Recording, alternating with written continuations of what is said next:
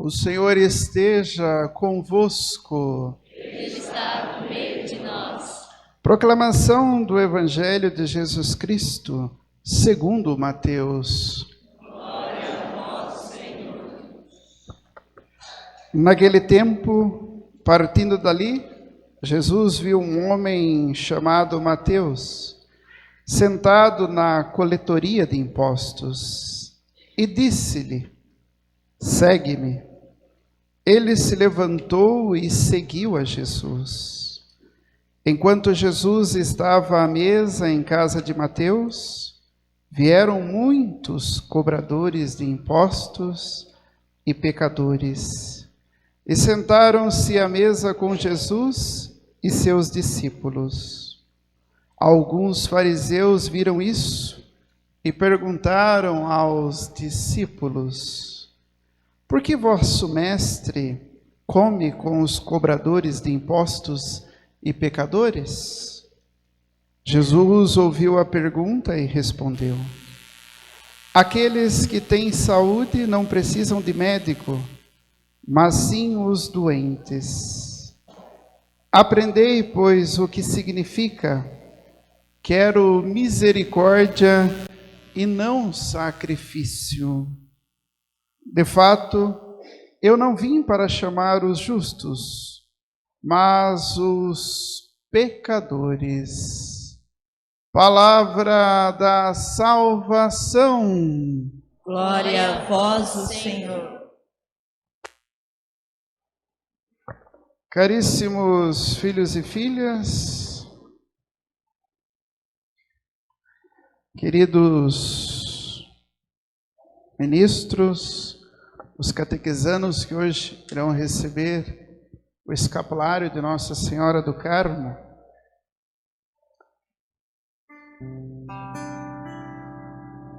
Mateus, segue-me. E Mateus fará uma das maiores experiências da sua vida, que é a presença de Deus. Mas antes de adentrarmos a Mateus, vamos entender aquilo que Oséias dizia na primeira leitura. A primeira leitura da profecia de Oséias é um alerta. Um alerta. É um pedido para que nós nos esforcemos. Um alerta e um pedido para que nós nos esforcemos em perceber a presença de Deus na nossa vida. Será que eu sinto a presença de Deus na minha vida, na minha comunidade, na minha família? Presença de Deus. E é preciso que haja da parte de cada um de nós um esforço para conhecer Deus. Eu preciso me esforçar. É preciso saber segui-lo para reconhecer. Veja bem, não é apenas segui-lo. É preciso saber segui-lo. E requer de nós esforço. E Oséias, ele faz uma comparação muito interessante. A comparação que ele faz é por causa da constatação de que estava havendo falta de esperança do povo. O povo não tinha esperança e nem perseverança. E as pessoas desistiam muito fácil de Deus e de continuar o seu caminho. E isso aqui é bem real, né? Porque as pessoas, muitas, começam e não terminam. Parece igreja. Começa, o padre nunca termina. Todo ano está fazendo. Por isso que eu evito começar. Só começo quando sei que vai dar para terminar. E é interessante também, principalmente os jovens, eles começam e não terminam. Começa a estudar 6 meses, 8 meses, 1 ano, não termina. As mulheres começam a tirar a habilitação, reprova na primeira vez, não termina, larga a mão.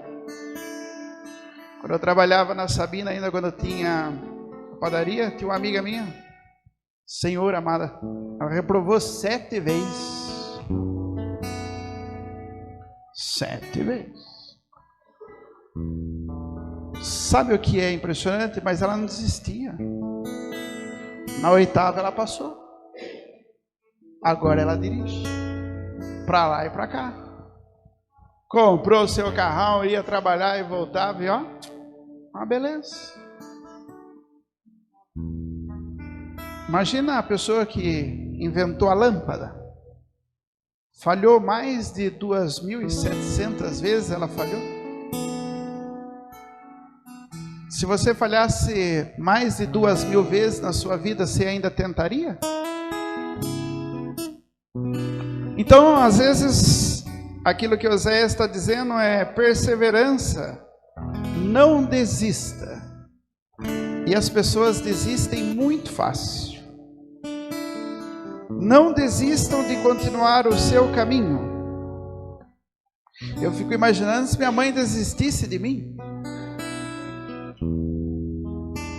Eu não poderia experimentar as coisas que experimento hoje.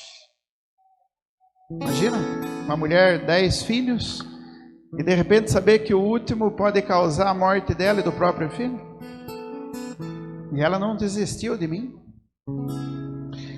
E nós muitas vezes desistimos fácil das coisas. E Oséias está perguntando, por que estão desistindo fácil? E por essa razão, ele compara o procedimento destas pessoas com a neblina da manhã, com o orvalho. Com a neblina da manhã e com o orvalho. A neblina vem pela manhã, apareceu o sol, começou a brilhar, daqui a pouco já some. O orvalho, a mesma coisa.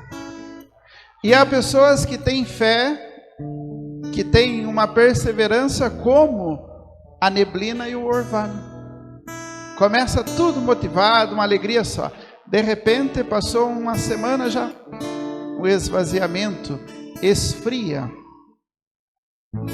E para isso, nós precisamos vivenciar, ter perseverança, estar próximo de Deus.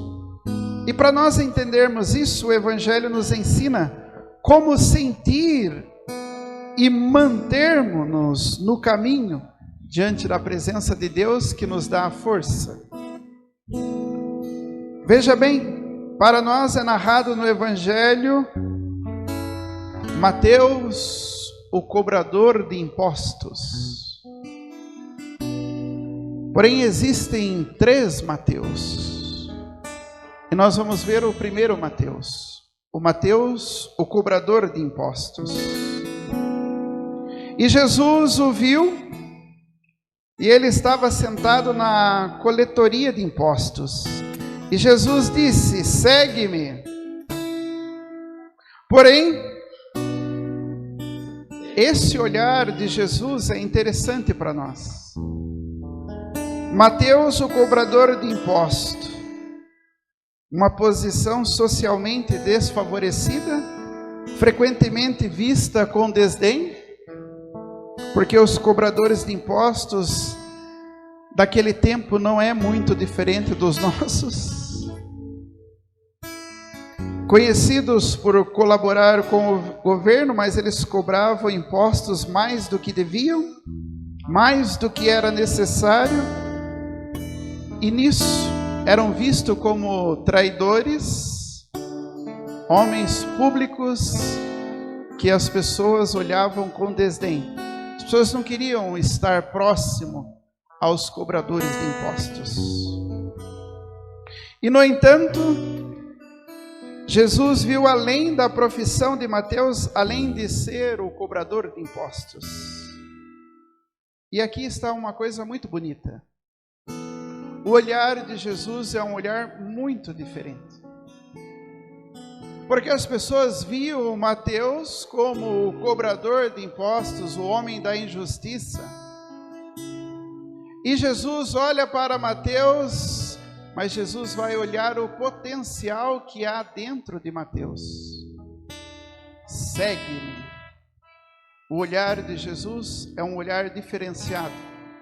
Esse olhar nós podemos comparar ao olheiro, aqueles que normalmente sentam no campo de futebol, no estádio, e eles ficam lá sentados apenas olhando e observando aqueles meninos, crianças, e esse olheiro ele passa às vezes 1 ano, 2, 3, 4, 5, 6 anos olhando o potencial daquele garoto.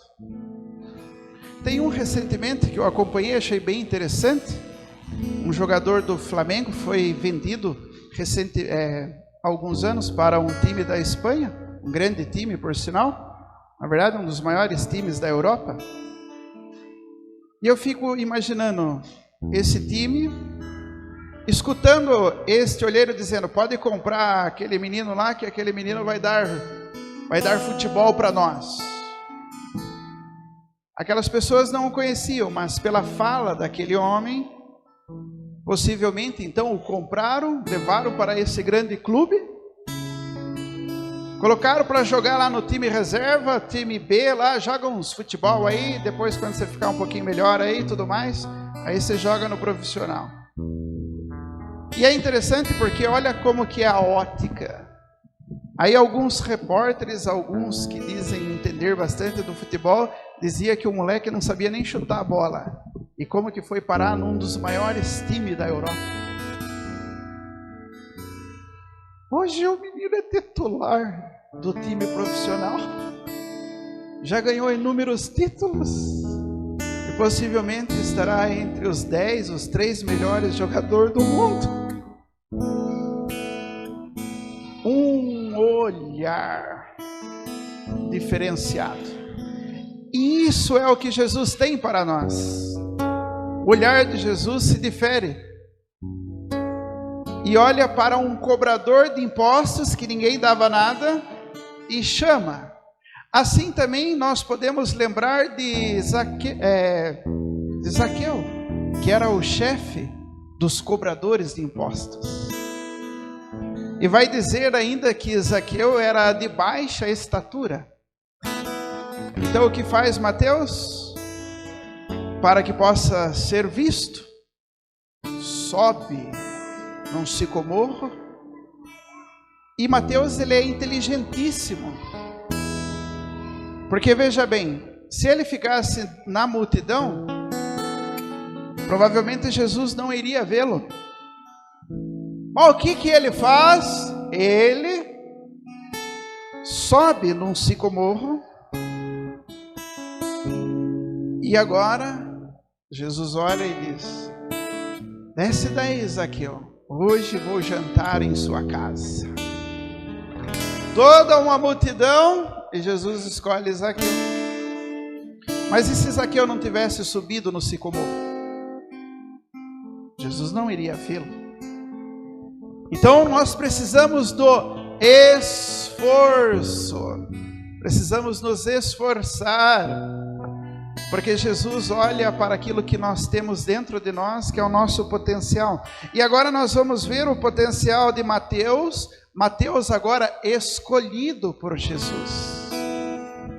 E apesar da sua profissão, da sua reputação, Jesus o escolheu para ser um dos seus discípulos. O simples Mateus, cobrador de impostos, é chamado pelo Mestre. Quantos gostariam de ter sido chamado por Jesus? E Jesus passa, vê um homem à mesa sentado e diz: segue-me. E aqui está um esforço muito interessante, porque vai dizer que o homem abandonou tudo e seguiu Jesus. Provavelmente Mateus já sabia quem era Jesus. Provavelmente Mateus já queria sentir aquela presença de Jesus. E Mateus com certeza queria conhecer melhor Jesus.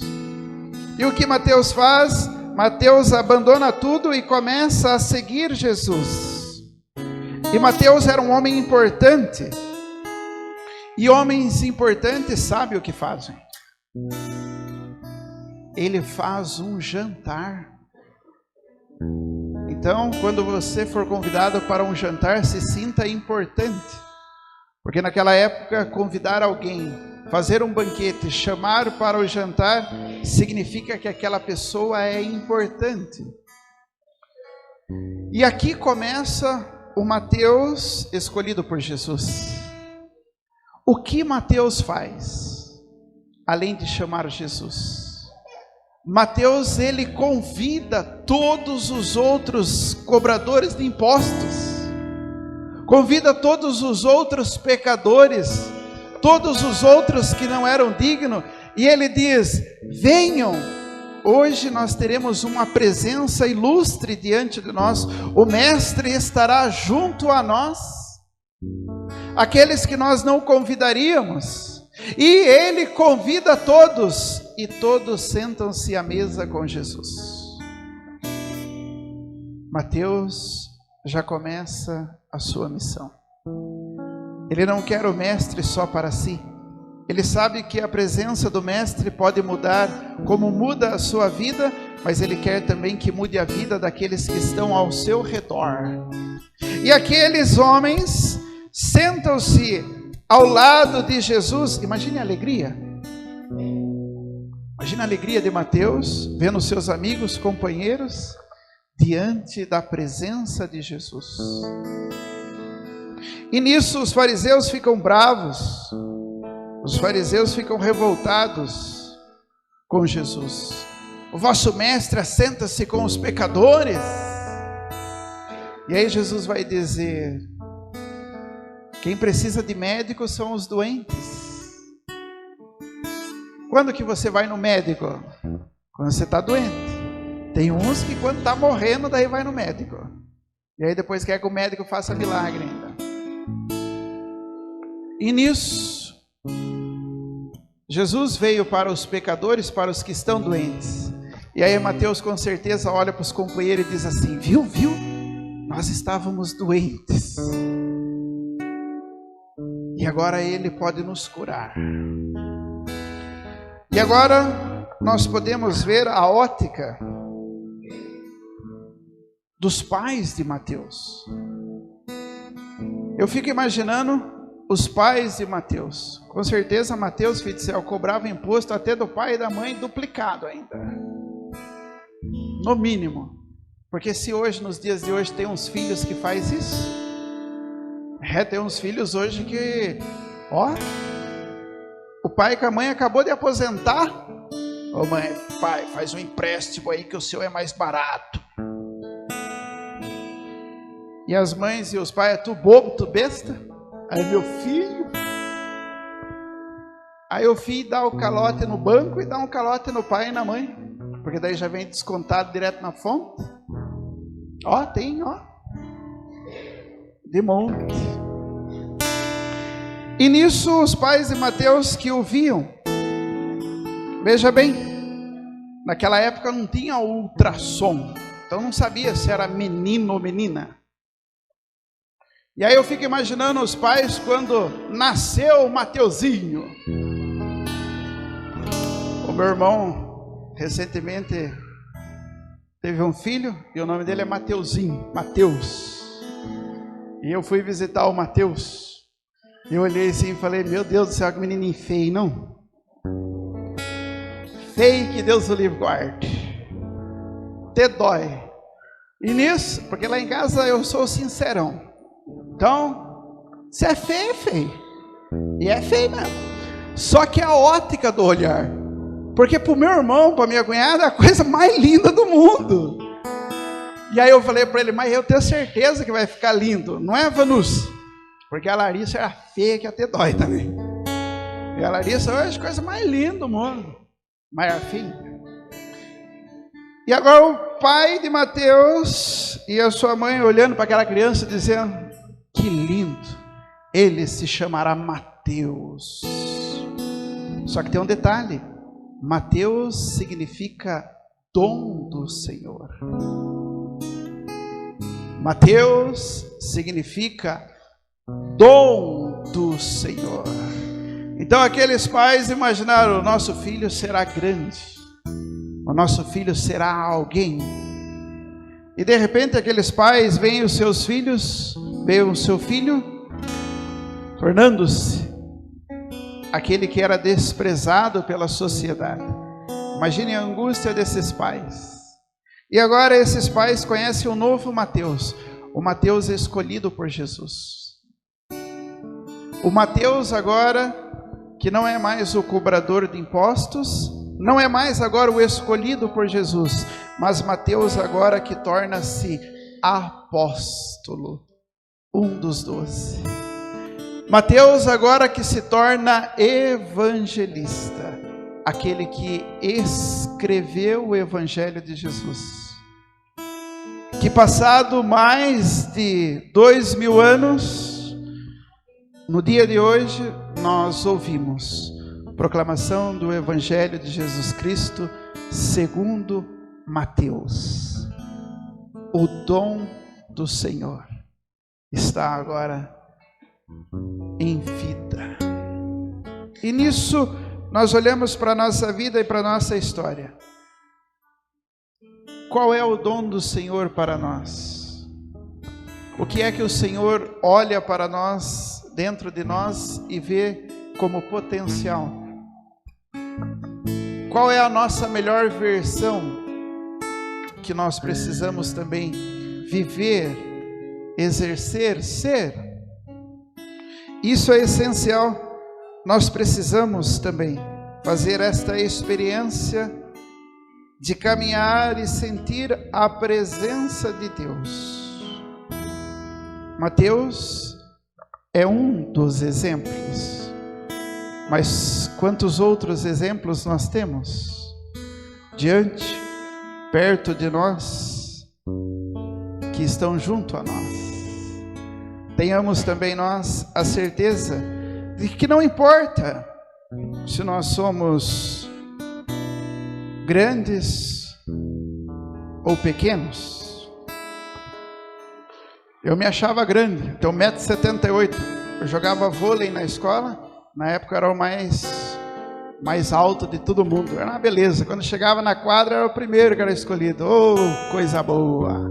E nós jogávamos vôlei com uma beleza só. Estava assistindo a final da NBA, Miami Heat versus os Nuggets lá, o Denver. Quando eu vi aqueles caras, eu falei: Jesus, o que é isso aí? E aí depois teve um jogador de futebol famosíssimo que joga muita bola ao lado de um grande jogador de basquete. E eu falei: gente do céu, parece uma pulga perto de uma girafa. Significa que cada um de nós, Deus nos desenhou como somos.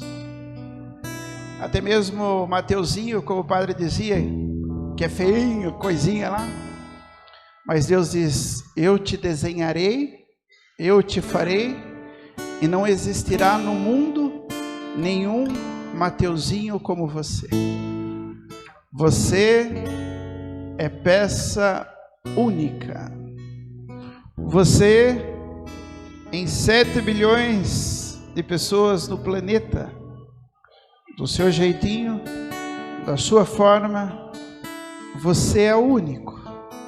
Vem, segue-me, sinta a minha presença, venha me conhecer, e mais belo ainda, venha conhecer os planos que eu tenho para você, porque os planos de Deus para nós sempre são os melhores.